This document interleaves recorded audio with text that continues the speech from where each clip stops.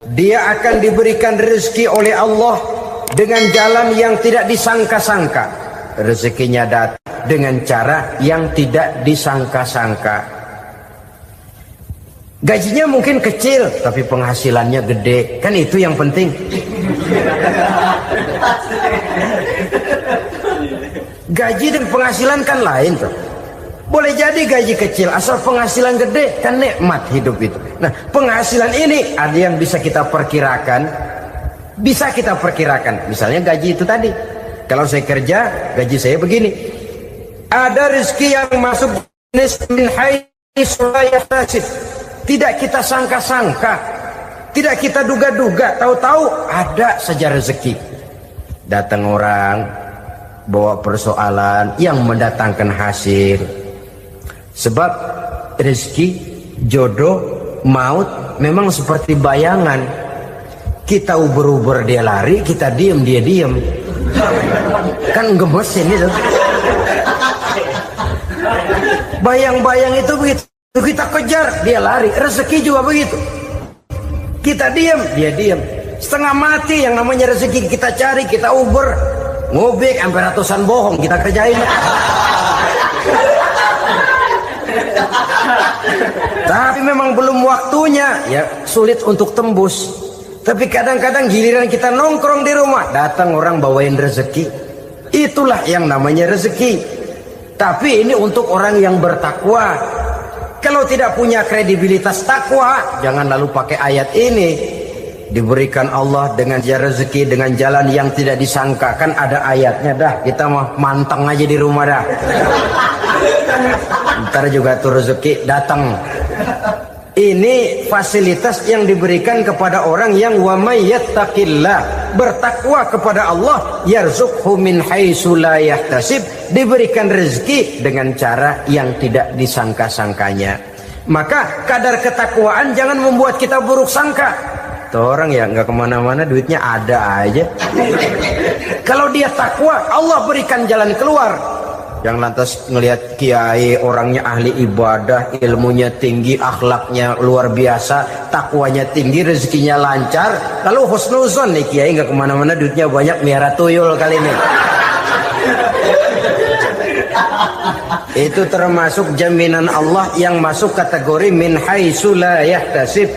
Yang ketiga, yaj'al lahu min amrihi yusra, dimudahkan segala urusannya. Dimudahkan segala urusannya. Kemudian yang keempat, yukaffir anhu sayyiatihi wa yu'azzim lahu ajra, diampuni segala kesalahannya dan dibesarkan pahala kebaikan yang dikerjakannya. Al-Quranul Karim memberikan tuntunan dan ajaran kepada kita bahwa orang-orang yang memperoleh kemenangan itu tidak lain adalah orang-orang yang bertakwa. Hanyalah mereka yang bertakwa kepada Allah Subhanahu wa ta'ala pada akhirnya akan tampil sebagai pemenang. Lalu siapa orang yang bertakwa itu? Dijelaskan dalam awal-awal Al-Baqarah. Orang yang bertakwa yang akan meraih kemenangan, pertama, alladzina yu'minuna bil ghaib, yaitu orang-orang yang beriman kepada yang gaib. Percaya bahwa ada alam yang gaib, alam yang abstrak, alam yang tidak bisa dijangkau oleh salah satu daripada panca indera kita. Mereka percaya dan beriman kepada adanya malaikat, beriman kepada adanya iblis dan jin, beriman kepada adanya alam kubur, beriman kepada adanya alam mahsyar, beriman kepada adanya alam akhirat, beriman kepada adanya sorga dan neraka. Beriman bukan cuma sekedar beriman dalam ucapan bibir saja, tetapi beriman yang nilai iman itu mampu mewarnai gerak dan gaya hidupnya. Iman yang meresap sampai ke tulang sumsum, kemudian memberikan dampak positif di dalam kehidupan manusia. Alam, kita tahu, adalah sesuatu yang selain Allah, dan Allah bukanlah alam. Apapun namanya selain daripada Allah, itu adalah alam. Alam pada hakikatnya terbagi menjadi dua. Ada alam syahadah, alam nyata, alam konkret, alam yang bisa dijangkau oleh salah satu indera kita. Kemudian ada alam ghaib, alam yang tidak bisa dijangkau oleh panca indera kita, alam metafisika, alam abstrak, alam yang wajib kita imani keberadaannya. Kita percaya bahwa malaikat itu ada. Kita percaya kepada jin, bahwa jin itu ada. Kita percaya kepada adanya iblis dan setan. Bukan percaya kepada iblis dan setannya, percaya bahwa iblis dan setan itu ada. Itu termasuk salah satu daripada sifat orang yang bertakwa kepada Allah. Saudara-saudara kaum muslimin rahimakumullah, kecenderungan pembangunan yang lebih bersifat materialistis biasanya menggeser aspek kehidupan rohani. Orang berpikir empirik, dan dalam pola pikir yang demikian maka alam gaib tidak lagi mendapat perhatian. Aspek kehidupan yang bersifat rohaniah malah mulai ditinggalkan.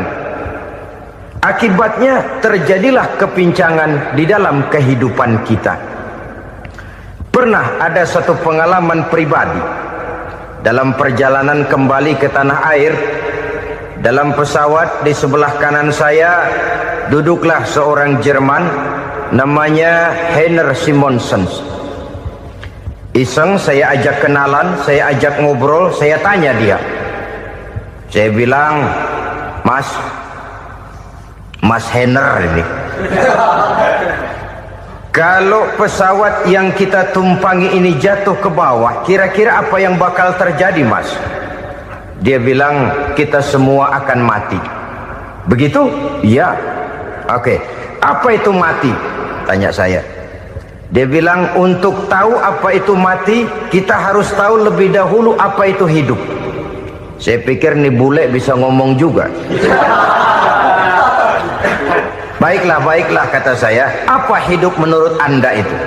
Oh, hidup itu dia bilang, kalau seluruh anggota badan kita bekerja secara normal, paru-paru memompa darah secara normal, jantung berdetak secara normal, sel-sel tubuh bekerja secara fit, dan organisme tubuh hanya mau bekerja secara normal, dia bilang, kalau kita memberi makan yang cukup, menu yang teratur, dan gizi yang lengkap. Saya bilang, kesimpulannya apa, Ner? Dia jawab, hidup adalah dari tangan ke mulut. Life is from the hand to the mouth, kata dia. Hidup adalah dari tangan ke mulut. Jadi masalah hidup tidak lebih daripada masalah isi perut. Orang pergi pagi, pulang sore, peras keringat, banting tulang, perut yang dibelain. Saya bilang, you are wrong. Sampean salah, Ner. Kamu orang Islam bukan? Bukan. Pantas. Kenapa saya salah? Dia bilang, ya jelas salah. Salahnya di mana? Kamu ini manusia. Kalau hidup cuma dari tangan ke mulut, saya bilang, kambing di kampung saya juga begitu pikirannya, Ner. Itu kambing di kampung saya, asal perutnya kenyang, sudah hidup dia. Perkara besok bagaimana, lusa prospeknya macam mana, bulan depan ada apa, kambing nggak pernah mikir. Di kampung saya kambing juga pikirannya begitu. Kamu Kristen ya? Tadinya. Loh kok tadinya, lalu apa sekarang kamu ini? Dia bilang, sekarang saya netral. Saya tidak beragama, tapi saya percaya kepada Tuhan sebagai pencipta alam. Saya ingat benar dia bilang, I haven't any religious, but I believe to God as the creator of the world. Kenapa bisa netral begitu, Ner?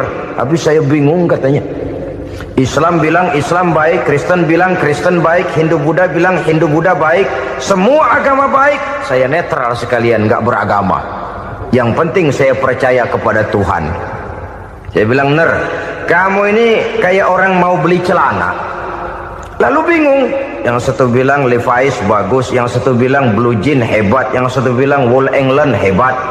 Celana ini hebat, celana itu bagus, celana ini hebat. Semua celana bagus, kamu bingung. Akhirnya netral, tidak pakai celana. Itu juga salah. Saya pikir-pikir, kemudian saya melihat bahwa dua pola berpikir Henner ini nampaknya sudah mulai menggejala di lingkungan masyarakat bangsa kita. Disadari atau tidak, secara jujur kita harus berkata, dua pola pemikiran Henner ini mulai berkembang di tengah masyarakat bangsa kita. Pertama, pola pikir materialisme. Hidup adalah dari tangan ke mulut. Masalah hidup tidak lebih masalah isi perut. Itu yang perlu dibela, dan disitulah arti kehidupan. Pergi pagi, pulang sore, peras keringat, banting tulang untuk mempertahankan perut. Kalau sudah kemari cara orang berpikir, maka buat apa percaya kepada yang gaib?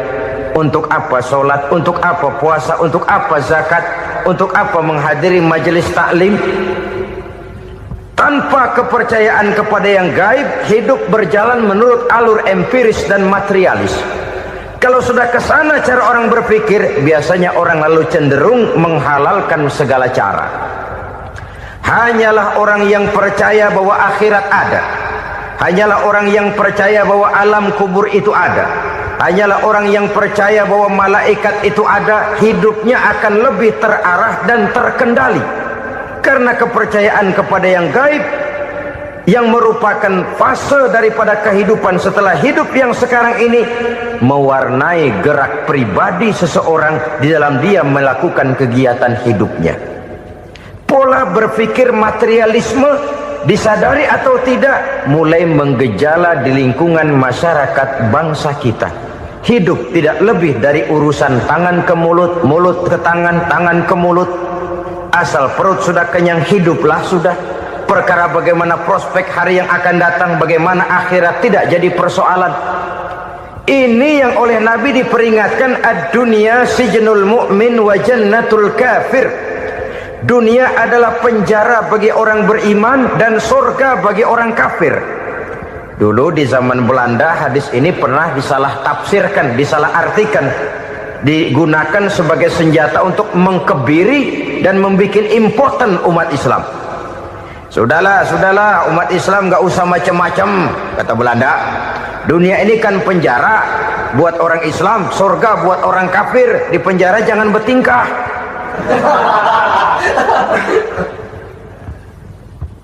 Pengertiannya tidak begitu. Dunia adalah penjara bagi orang mukmin. Artinya dalam kehidupan dunia seorang mukmin tidak bebas memperturutkan hawa nafsunya. Di penjara hawa nafsunya itu. Sebaliknya surga bagi orang-orang kafir. Buat orang kafir surgalah dunia ini. Mereka bebas memperturutkan hawa nafsunya. Dilarang tidak terlarang, dicegah pun tidak tercegah. Mereka hidup menurut alur bisikan nafsu mereka sendiri. Kemudian bila ajal datang, maut merenggut nyawa, selesailah surganya sampai di situ. Maka bagi orang-orang yang tidak percaya kepada adanya akhirat, kepada adanya alam gaib, surganya sebatas umurnya. Sekali lagi, surganya sebatas umurnya. Bila umur selesai, ajal pun datang merenggut nyawa, selesailah sudah surganya sampai di situ. Alangkah pendeknya perjalanan orang-orang yang tidak percaya kepada alam gaib ini. Bagi kita mukmin, jikalau kita mampu memenjarakan hawa nafsu, kita bisa bahagia di dunia ini. Dan Islam memang tidak menyuruh kita sengsara di dunia. Raih dunia, kejar dunia, gapai dunia sebagai alat untuk mencapai kebahagiaan di akhirat nanti. Hidup adalah satu perjalanan panjang yang terbentang sejak kita terlahir dari alam rahim sampai kepada alam akhirat nanti. Andai kata kita gagal meraih kebahagiaan di dunia, toh kita masih punya akhirat. Tapi jangan jadi dalil yang melemahkan semangat. Biarin dah kita di dunia kebelangsak, yang penting akhirat. akhirnya dunia benar-benar kebelangsah. Bagaimana dunia ini bisa kita raih, dan bagaimana meraih dunia untuk menunjang kepentingan akhirat nanti. Yang kedua, dari pikiran Heiner yang saya lihat menggejala di lingkungan masyarakat bangsa kita, timbulnya manusia-manusia netral, seolah-olah Tuhan yes, agama no, sama Tuhan percaya, agama ogah. Tuhan ngangguk, giliran agama godeng. Padahal hampir dalam setiap ayat dalam Quran, kata-kata amanu biasanya bergandeng dengan wa amilus sholihat, iman dan amal soleh. Ini sebagai isyarat Tuhan dan agama jangan pernah dipisah-pisah. Apabila kita bertuhan, maka kita harus beragama. Apabila kita beragama, maka agama itu harus bersumberkan dari Tuhan yang kita imani itu. Tidak mungkin kita pisah Tuhan yes, agama no. Sama Tuhan percaya tapi agama bikin sendiri. Sembayangnya cukup bengong 2 jam madep ngulon.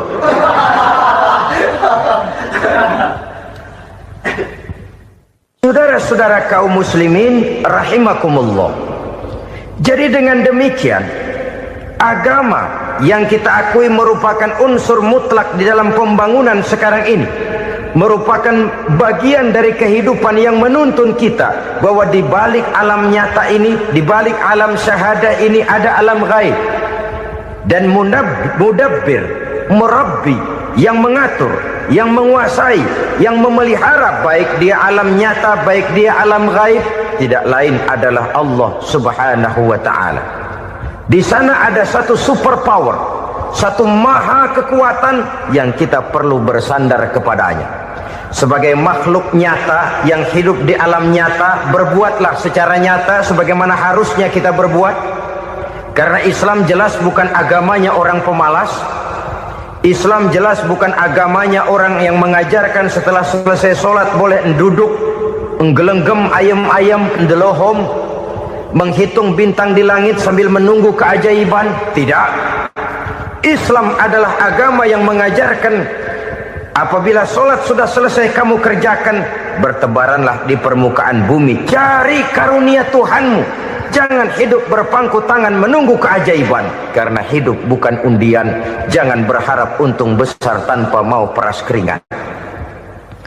Tapi di sebalik itu toh kita juga harus yakin bahwa di sisi usaha nyata yang kita lakukan ada satu super power, satu maha kekuatan gaib yang menentukan berhasil dan tidaknya usaha kita. Kepercayaan kepada hal semacam inilah yang mendorong kita untuk mempunyai sandaran vertikal, agar jikalau usaha ini berhasil, kita tidak lupa diri dan lupa daratan. Jikalau usaha ini gagal, kita tidak putus asa dan buruk sangka, tidak cupik pandangan dan sempit hati, tapi mampu melihat persoalan dengan kacamata putih sambil husnuzon kepada Allah Subhanahu wa ta'ala. Kita percaya malaikat itu ada yang namanya raqib dan atid, mengawasi gerak hidup kita sampai kepada gerak hati kita. Ini memberikan sugesti agar kita berhati-hati, tidak sejengkal tanah pun kita bisa berlindung dari pengawasan raqib dan atid. Ada munkar nakir yang akan menyoal kita di alam kubur. Ada malaikat Malik, penjaga neraka. Ada malaikat Ridwan yang menjaga surga. Kita percaya kepada adanya jin, kita percaya kepada adanya setan, iblis. Percaya kepada adanya, bukan mempercayai si setan, si iblis lalu menjadikannya sebagai teman. Tidak. Percaya bahwa mereka itu ada dan merupakan makhluk Allah yang gaib, yang diciptakan Allah Azza wa Jalla. Kepercayaan kepada alam gaib memberikan motivasi terhadap gerak lahir manusia, sehingga dengan motivasi kepercayaan kepada yang gaib, gerak lahir jadi lebih terarah, jadi lebih terpelihara. Pernah seseorang bertanya, "Pak, apakah adanya akhirat bisa dibuktikan secara ilmiah?" Saya bilang tidak bisa, tidak bisa. Kenapa? Karena yang berangkat nggak pernah pulang kemari lagi. Kalau dia pulang kemari bisa kita tanya bagaimana enak di sono. Cuma secara moral saya katakan, lebih beruntung orang yang percaya kepada akhirat daripada yang tidak.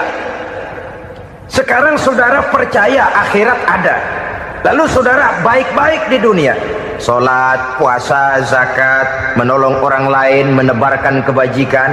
Saudara mati, andai kata akhirat tidak ada, toh dalam hidup saudara sudah berbuat baik, paling tidak nama saudara akan dikenang sebagai orang baik. Sebaliknya, saudara percaya, kata saya, bahwa akhirat tidak ada, lalu hidup semau-maunya, tenggelam dalam maksiat dan munkarat, menentang Allah, tidak mau ruku dan sujud, lalu saudara mati, kemudian akhirat ada, ayo mau apa? Bekal tidak punya. Jadi secara moral lebih beruntung orang yang percaya kepada adanya akhirat daripada yang tidak percaya. Dan itu alam gaib yang tidak bisa dibuktikan secara eksak. Jangankan untuk membuktikan seperti itu, dalam kehidupan sehari-hari saja yang kita rasakan tidak selalu berbentuk toh.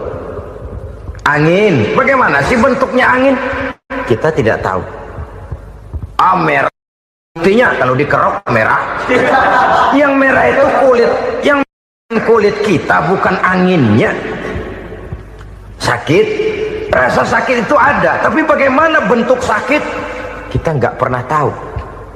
Kalau kita makan cabai pedas, bagaimana bentuk pedas itu tidak ada, tapi rasa ada. Bentuk pedas hijau, cabenya bukan pedasnya. Tidak semua yang kita rasakan bisa kita gambarkan dalam bentuk yang konkret.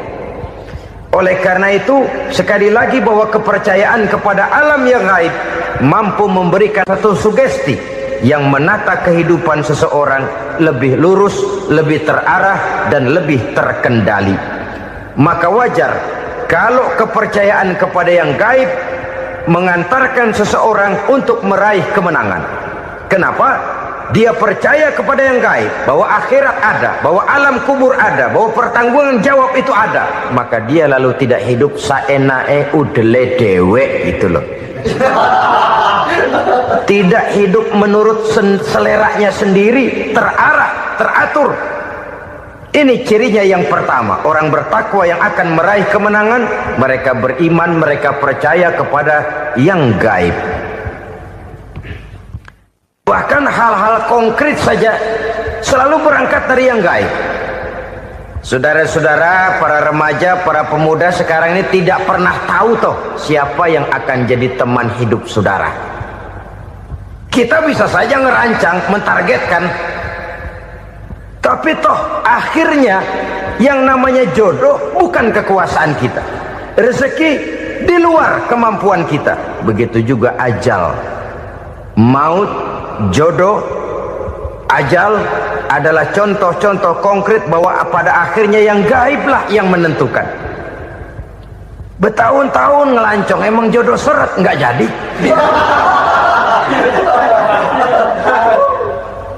Begitu kenal baru setengah malam nginep ditangkap hansip kan. Hal-hal semacam itu kadang-kadang kita berpikir suuzon, gile, perempuannya cakep banget, lakinya rebek amat. Memang begitulah jodohnya. Memang begitulah jodohnya. Saudara hadirin ma'asyiral muslimin yang saya hormati, jadi hal-hal yang konkret saja kita yakini sepenuhnya ditentukan oleh satu superpower yang gaib itu tadi.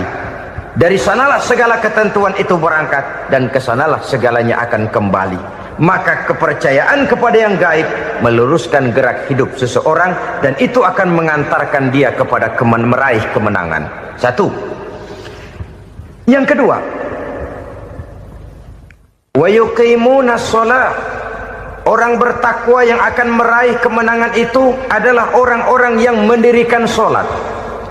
Kenapa sholat mengantarkan orang untuk meraih kemenangan? Yang jelas, inna sholata tanha anil fahsya'i wal munkar. Sholat mampu mencegah manusia dari perbuatan keji dan munkar. Banyak filsafat hidup yang terkandung di dalam solat ini.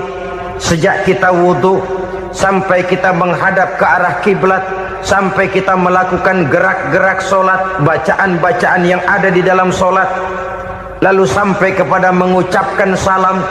Banyak filsafat hidup yang terkandung di dalam solat.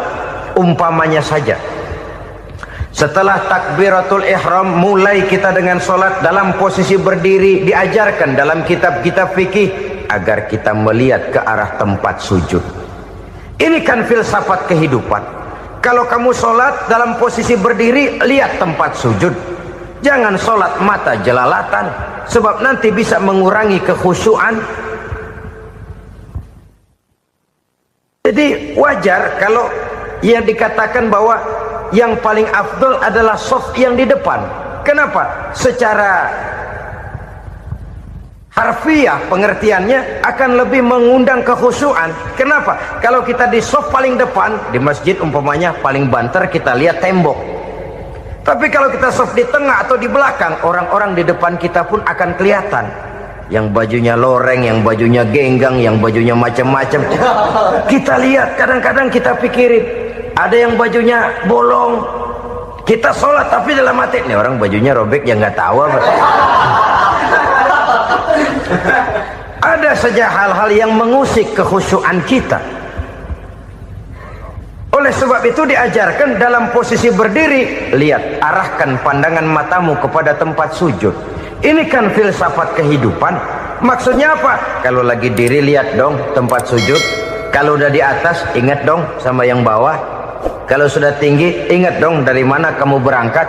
Kalau sudah berkuasa, bantu dong yang lemah. Kalau sudah kaya, santuni dong yang miskin. Kalau sudah alim, bimbing dong yang awam. Ini filsafat kehidupan. Dalam posisi berdiri, kau lihat tempat sujud. Ini akan melahirkan kepekaan sosial, di mana seseorang mau tahu kepada orang lainnya.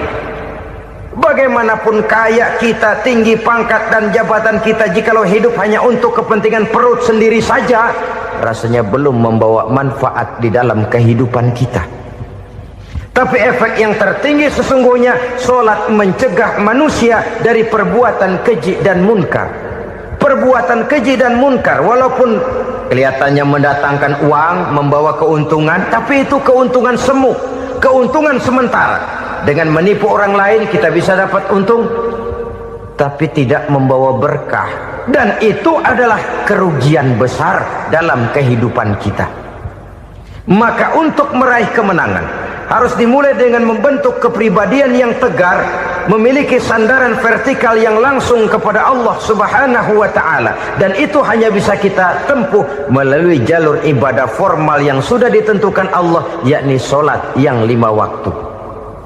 Untuk memperkuat itu, ada solat-solat sunnah, rawatib, nawafil, sebagai terminal-terminal kontrol cadangan untuk memelihara stabilitas temperatur batin di dalam kita berhubungan dengan zat yang maha gaib, yaitu Allah Subhanahu wa ta'ala.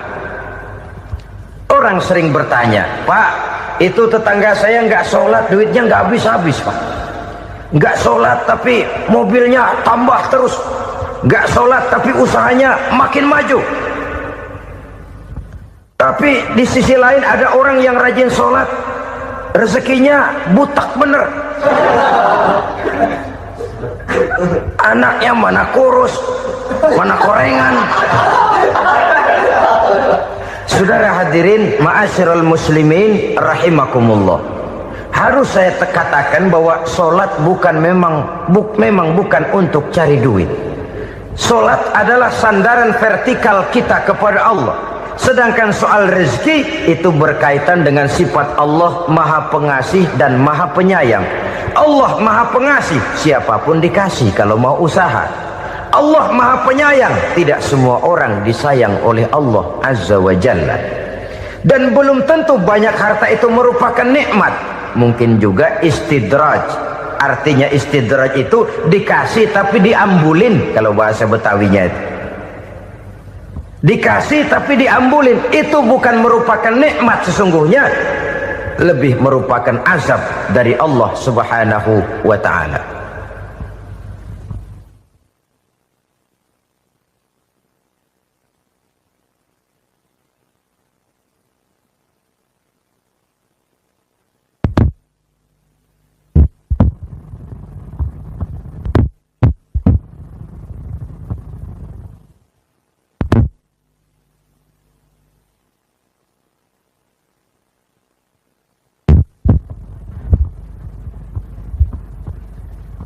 agama, mempunyai sistem sholat.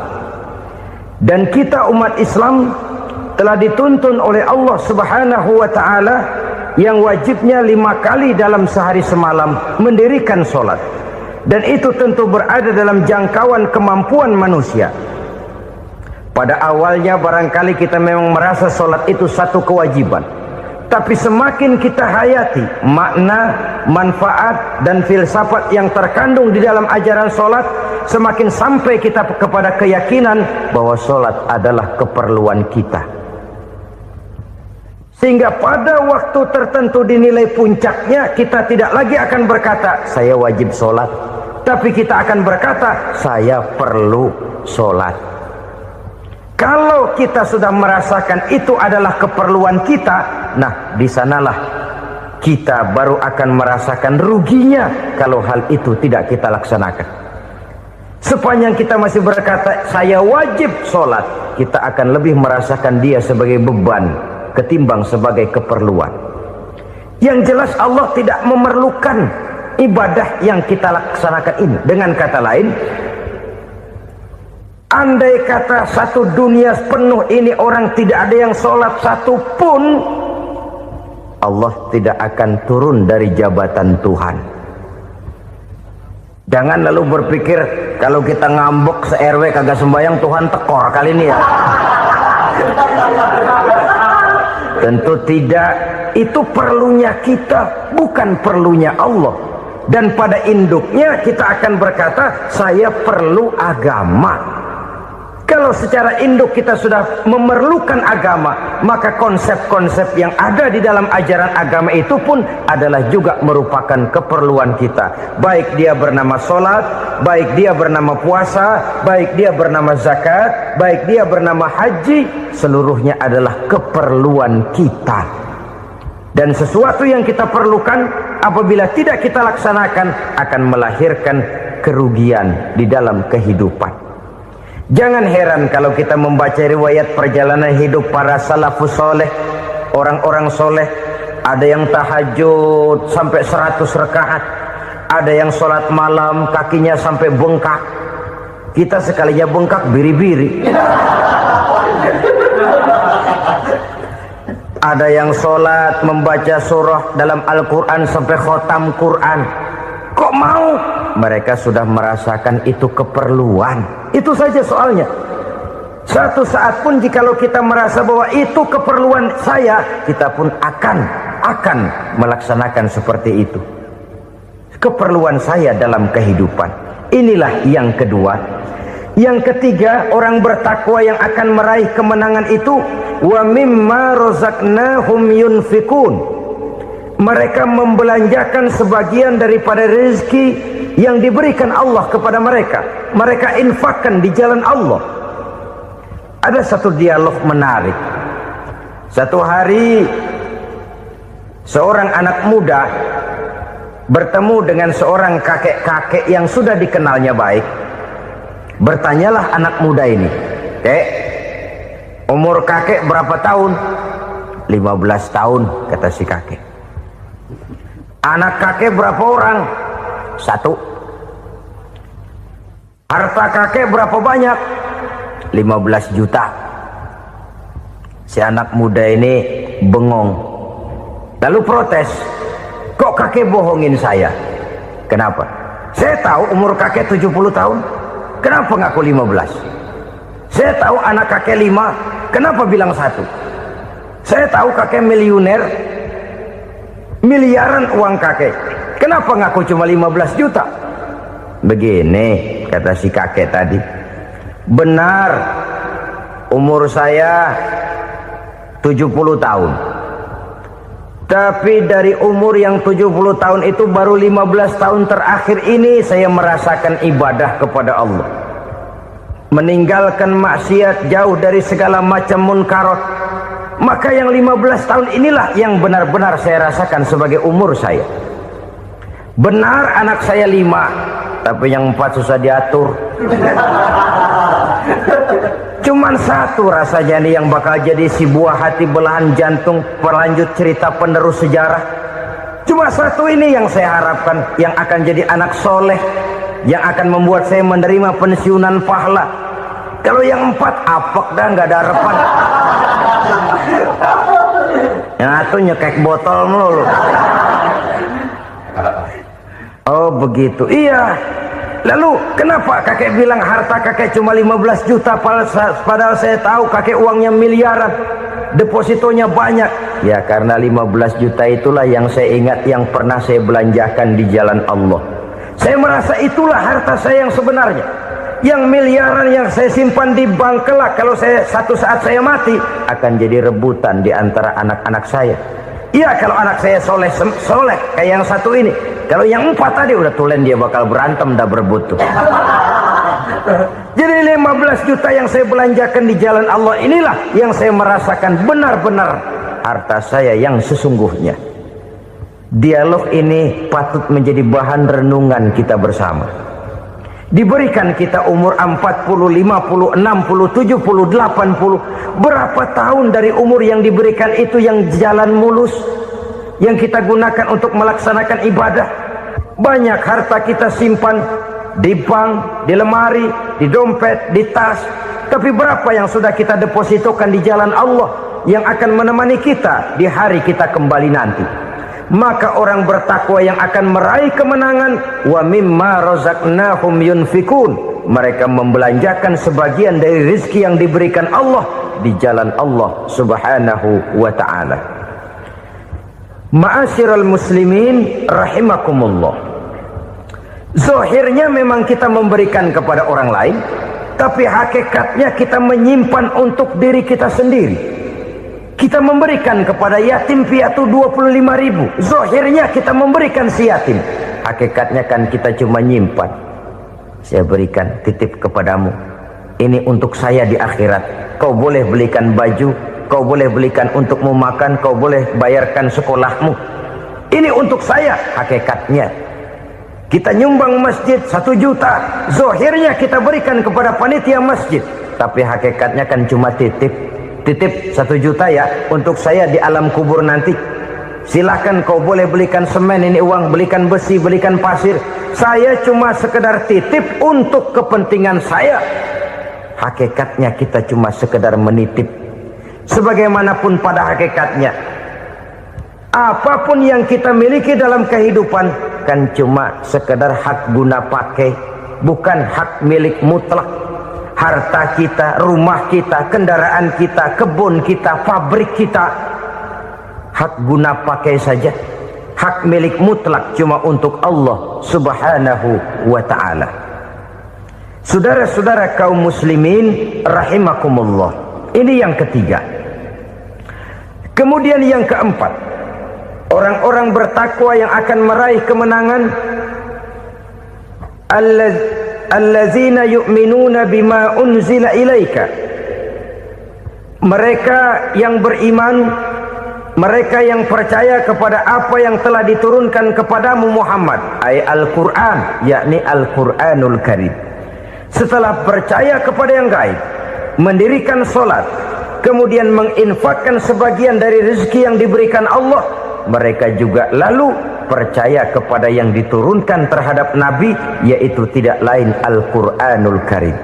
Sekali lagi di sini, percaya bukan hanya sekedar percaya saja, tetapi percaya lalu menjadikan Al-Quran itu sebagai pedoman hidup. Sebab memang Al-Quran itu adalah GBHM, garis-garis besar haluan muslim. Apa yang harus kita lakukan, apa yang harus tidak kita lakukan, bagaimana mestinya kita bertingkah laku dan berbuat, seluruhnya tercantum di dalam Al-Quranul Karim. Itu sebabnya ketika satu hari Aisyah ditanya bagaimana akhlak Rasul, beliau menjawab, kana Rasulullah sallallahu alaihi wasallam khuluquhul Quran. Akhlak daripada Rasulullah tidak lain adalah Al-Quran. Jawaban simpel ini memberikan gambaran bahwa keseluruhan daripada konsepsi Quran sudah diterjemahkan dalam kehidupan Rasulullah Sallallahu Alaihi Wasallam. Karena kita tahu akhlak adalah keseluruhan dari gerak hidup manusia. Sejak ia berpribadi, berumah tangga, bertetangga, bermasyarakat, sampai kepada berbangsa dan bernegara, Al-Quran tetap memberikan sentuhan nilainya. Oleh karenanya, orang-orang yang bertakwa adalah orang-orang yang menjadikan Al-Quran sebagai pedoman dalam kehidupannya. Dan kita yakini Al-Quran diturunkan kepada Nabi Muhammad bukan merupakan produk Nabi Muhammad. Isi dan redaksinya langsung dari Allah Subhanahu wa ta'ala. Kemudian cirinya yang kelima, orang bertakwa yang akan meraih kemenangan itu, wa ma unzila min qablika. Tidak hanya sekedar percaya kepada yang diturunkan terhadap Nabi Muhammad yaitu Al-Quran, mereka juga percaya kepada apa yang pernah diturunkan kepada para nabi, kepada para rasul sebelum Nabi Muhammad. Percaya kepada adanya suhuf, percaya kepada adanya Taurat, percaya kepada adanya Injil, percaya bahwa Allah dahulunya sudah menurunkan Taurat kepada Musa, percaya bahwa Allah sudah menurunkan Injil kepada Isa, percaya Injil ada, Taurat ada, diturunkan Allah untuk Isa dan Musa, tetapi tidak wajib mengamalkannya karena kita sudah diberikan Al-Quranul Karim. Ini yang perlu saya garis bawahi. Kita percaya Allah telah menurunkan Injil dahulu kepada Isa. Kita percaya bahwa Allah telah menurunkan Taurat dahulunya kepada Nabi Musa. Kadang-kadang ini dijadikan dalih, dikacaukan pengertiannya.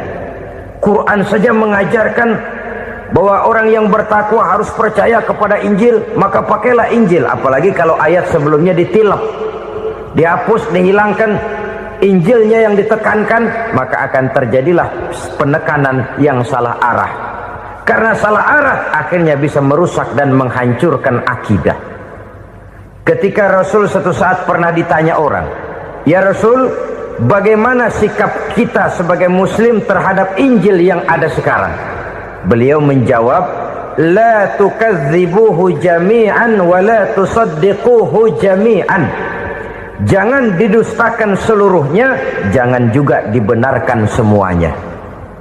Artinya, ini sudah merupakan gambaran dari Rasul bahwa dalam Injil yang ada sekarang masih ada ajaran-ajaran tauhid yang dibawa oleh Nabi Isa dan diajarkan kepada umatnya. Tapi juga dalam Injil yang sekarang ini sudah terkena intervensi dan investasi manusiawi. Karena itu Rasul menyimpulkan, la tukadzibuhu jami'an wa la tusaddiquhu jami'an. Jangan didustakan semua, jangan dibenarkan seluruhnya. Kita memang percaya Allah telah menurunkan Injil kepada Nabi Isa dulu, tapi kita tidak wajib mengamalkan Injil. Kita percaya Allah telah menurunkan Taurat kepada Nabi Musa, tapi kita tidak wajib mengamalkan kitab ajaran Taurat. Yang wajib kita percayai dan kita amalkan hanyalah Al-Quranul Karim. Kenapa? Oleh karena baik yang ada di dalam Taurat, baik yang ada di dalam Injil, tentu tercakup di dalam Al-Quran sebagai kitab terakhir yang diturunkan oleh Allah Subhanahu wa ta'ala. Dan itu wajar. Kalau seorang pejabat mau mengeluarkan satu keputusan baru, tentu dia harus meninjau keputusan-keputusan lama. Andai kata dianggap tidak berlaku, dianggap tidak relevan lagi, maka keputusan-keputusan lama itu tentu sudah dianggap tidak berlaku. Sebagian daripada aturan-aturan dalam keputusan lama yang masih dianggap relevan tercantum dalam keputusan baru yang wajib diamalkan. Begitulah hubungannya antara Al-Quran, Taurat, Zabur, dan Injil. 4 kitab samawi yang diturunkan Allah masing-masing kepada Zabur untuk Nabi Daud, Taurat untuk Nabi Musa, dan Injil untuk Nabi Isa alaihi wassalatu wassalam. Ketiga-tiga kitab itu kita percayai adanya, Kita yakini Allah telah menurunkan Zabur, Taurat dan Injil, tapi kita tidak wajib mengamalkannya. Yang wajib kita mengamalkannya sekarang ini tidak lain hanyalah Al-Quranul Karim saja, karena ia mencakup apa yang ada di dalam Zabur, apa yang ada di dalam Taurat, dan apa yang ada di dalam Injil. Keotentikannya bisa dipertanggungjawabkan. Ya, tapi kan Nabi Muhammad sudah mati 14 abad yang lalu, dan di zaman beliau Al-Quran kan belum dikodifikasikan, belum ditulis. Bagaimana keotentikannya bisa dipertanggungjawabkan? Mudah saja. Allah berjanji, inna nahnu nazzalna dzikra wa inna lahu lahafizun. Kami yang menurunkan Al-Quran dan kami yang akan menjaga dan memeliharanya. Allah turunkan Quran, Allah menjaganya. Bagaimana cara Allah menjaga Al-Quran itu? Banyaknya orang-orang yang hafaz Al-Quran. Hafaz Al-Quran 30 juz, 114 surah, 6.666 ayat. Sehingga jangankan satu kata, jangankan satu ayat, satu kalimat saja berubah, sudah akan timbul reaksi dan mudah dimengerti. Kenapa? Banyak orang-orang yang hafaz Al-Quran. Sedangkan pada setiap akhir tahun biasanya malaikat Jibril selalu mengadakan checking terhadap ayat-ayat yang diturunkan pada waktu itu. Di zaman Nabi sendiri sudah ada usaha kodifikasi. Dan yang lebih luar biasa lagi, sampai hari ini tidak seorang pun mampu membuat satu ayat saja semacam Al-Quran. Ke bahasa manapun dia diterjemahkan, naskah aslinya tetap ikut, rujukan dasarnya tetap ada. Berdasarkan itu, maka tidak mungkin terjadi penyelewengan terhadap atau pemalsuan terhadap ayat-ayat Al-Quranul Karim. Kesuciannya, keotentikannya, kemurniannya bisa dipertanggungjawabkan. Ma'asyiral muslimin rahimakumullah. Oleh karenanya, konsepsi dasar daripada ajaran Islam ini memang tidak lain adalah Al-Quran dan Sunnah. Isi daripada agama Islam yang merupakan iman, Islam dan ihsan, konsepsi dasarnya tidak lain adalah Al-Quran dan Sunnah Rasulullah Sallallahu Alaihi Wasallam. Maka yang kita perlukan sekarang ini adalah terjemahan Al-Quran di dalam kehidupan kita.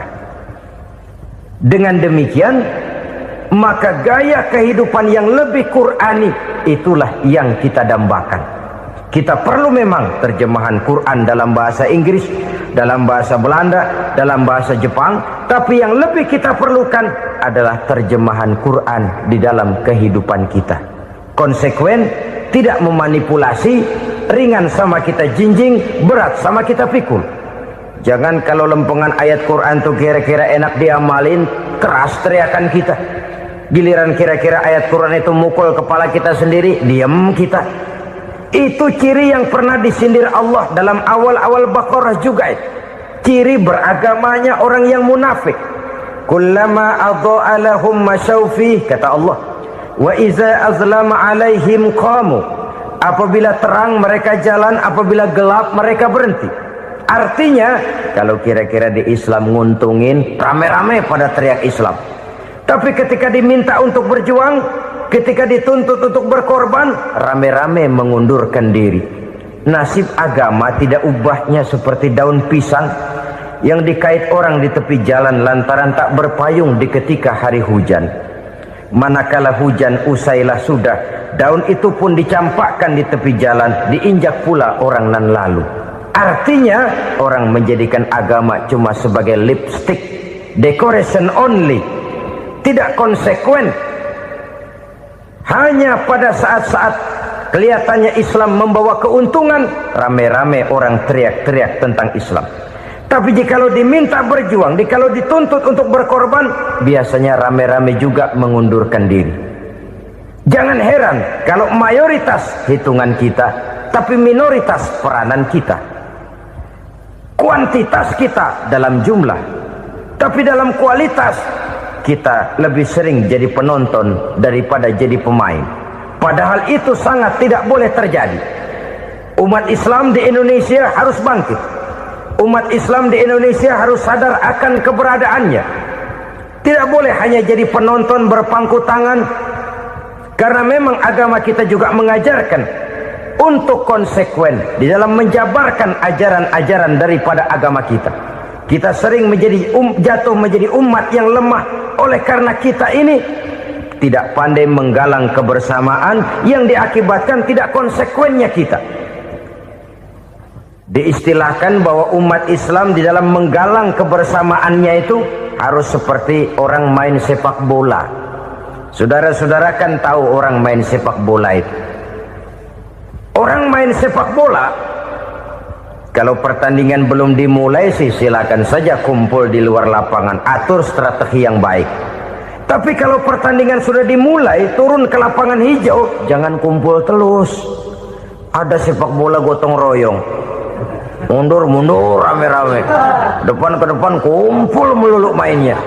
Kalah. Orang main sepak bola itu ya harus ada penyerang tengah, harus ada penjaga gawang, harus ada strikernya, harus ada kiri luarnya, kanan dalamnya yang jadi backnya.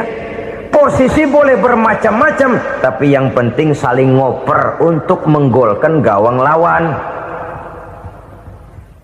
Begitulah umat Islam ini. Boleh ada yang jadi pejabat, boleh ada yang jadi pengusaha, boleh ada yang jadi petani, silakan ada yang jadi seniman, ada yang jadi penyair, ada yang jadi artis sekalipun. Tapi kalau sudah berhasil menguasai bola, jangan lupa operannya. Operan itu yang langka. Kita ini muslim kadang-kadang kalau sudah memegang menguasai bola, kalau belum mau mampus, belum mau ngoper. Nanti kalau sudah nggak punya bola, baru mau ngoper. Kalau sudah dengar-dengar mau dekat pensiun, baru mau jihad, baru mau berjuang, baru mau ngurus pesantren. Tanda tangan sudah tidak laku, memo sudah tidak dihargai, baru mau berjuang. Kemarin kemana mas? Kita tidak pandai memanfaatkan posisi. Dengan kata lain, kalau kembali kepada persoalan kita, konsekuensi kita terhadap agama yang kita anut ini belum ideal. Kita masih lebih sering berislam ini pada saat-saat yang menurut perhitungan kita membawa keuntungan. Tapi kalau diminta berjuang, dituntut berkorban, yang itu pun hakikatnya adalah untuk kepentingan kita juga. Allah tidak pernah menuntut kita untuk jihad bagi kepentingan Allah, itu tidak. Berjuang menegakkan agama Allah, apakah untuk kepentingan Allah? Tidak. Untuk kepentingan kita. Sebab nilai-nilai jihad itu pada akhirnya akan membawa kita kepada satu kebahagiaan. Setidaknya kalau tidak di dunia, tentu di akhirat sebagai syahid. Oleh karena itu, pada bagian akhir ini saya ingin mengajak, marilah kita konsekuen. Sekali kita berkitabkan Al-Quranul Karim, mari dia kita jadikan pedoman. Jangan cuma kita jadikan sebagai penghias dinding, pelengkap rumah, bahwa di rumah kita ada Al-Quran, tapi yang baca kecoa. Habis pada bolong tuh Quran. Yang penting kan punya Quran. Ditaruh di pintu rumah. Biar apa? Biar kuntilanak kagak masuk katanya. Ya apa itu nasib Quran, cuma kerjanya jaga pintu, ngusir kuntilanak, ngusir memedi. Bagaimana kita hidup menurut tuntunan Al-Quran? Kadang-kadang tidak pernah menjadi masalah bagi kita. Maka bagaimanakah Al-Quran akan mungkin membawa keberkahan dalam hidup kalau ajarannya kita injak-injak dalam keseharian kita? Mewujudkan gaya hidup yang lebih Qurani, itulah yang akan kita rintis di dalam kehidupan kita, bertahap, step by step, menurut kemampuan yang ada pada kita. Jika jalan ini tidak bisa kita selesaikan, percayalah akan ada generasi penerus yang akan melanjutkan usaha dan cita-cita mulia itu. Jadi percaya kepada Taurat, percaya kepada Injil, sekadar percaya Allah dahulunya sudah menurunkan itu, tapi kita tidak wajib mengamalkannya. Kenapa? Generasi Injil masa berlakunya sudah kedaluarsa. Taurat masa berlakunya sudah kedaluarsa. Injil pernah berlaku untuk orang Nasrani di zaman Nabi Isa. Taurat pernah berlaku untuk orang Yahudi di zaman Nabi Musa. Setelah generasinya berlalu, datang Rasul penutup yang membawa Al-Quranul Karim, maka Al-Quran itulah yang berlaku menjadi pedoman sampai hari akhir nanti. Jangan jauh dari Al-Quran, karena apabila ini kita lakukan, maka kita akan kembali kepada satu gaya hidup yang jauh dari tuntunan agama, dan itu artinya kita akan semakin jauh untuk meraih kemenangan. Saudara-saudara kaum muslimin rahimakumullah, yang keenam, yang terakhir, orang-orang bertakwa yang akan meraih kemenangan itu wabil akhirati hum yuqinun. Mereka percaya, mereka yakin seyakin-yakinnya akan adanya hari akhir, di mana seseorang akan mempertanggungjawabkan seluruh perbuatannya di dalam hidup ini, dan tidak ada satu perbuatan yang bagaimana kecilnya sekalipun yang tersembunyi dalam pandangan manusia yang tidak akan dibukakan persoalannya di mahkamah Qadi Rabbul Jalil di akhirat nanti. Itulah sebabnya maka percaya kepada akhirat disebut secara khusus, padahal di awal tadi sudah dijelaskan yu'minuna bil ghaib, percaya kepada alam gaib, dan alam gaib ini termasuk akhirat. Kenapa pada bagian akhir disebut lagi akhirat? Karena ternyata bahwa kepercayaan kepada adanya akhirat merupakan induk dari kepercayaan terhadap adanya malaikat, setan, jin, dan lain sebagainya, dan akan lebih memberikan sugesti dalam kehidupan manusia untuk meluruskan gerak hidupnya. Jikalau satu saat tergerak hati akan berbuat kejahatan, ingin mencuri, sadarlah, awas ada akhirat. Sebab kalau kita cuma teriak awas ada polisi, itu cuma tertunda sementara, begitu polisi meleng embat. Kalau kita ingin berbuat jahat cuma berteriak awas ada hansip, cuma sementara ketika hansip itu ada. Tapi kalau ceritanya awas ada akhirat, mau menyeleweng awas ada akhirat, mau berjudi awas ada akhirat, mau mencuri awas ada akhirat. Keyakinan yang akan meluruskan gerak hidup manusia sehingga gerak itu jadi lebih terarah dan terkontrol, tidak merugikan baik diri sendiri, lebih-lebih orang lain. Ternyata bahwa kepercayaan kepadanya adanya hari akhirat sanggup menjadi sumber daya kontrol dari kehidupan manusia, sehingga ia tidak terjebak dalam perbuatan maksiat dan munkarat.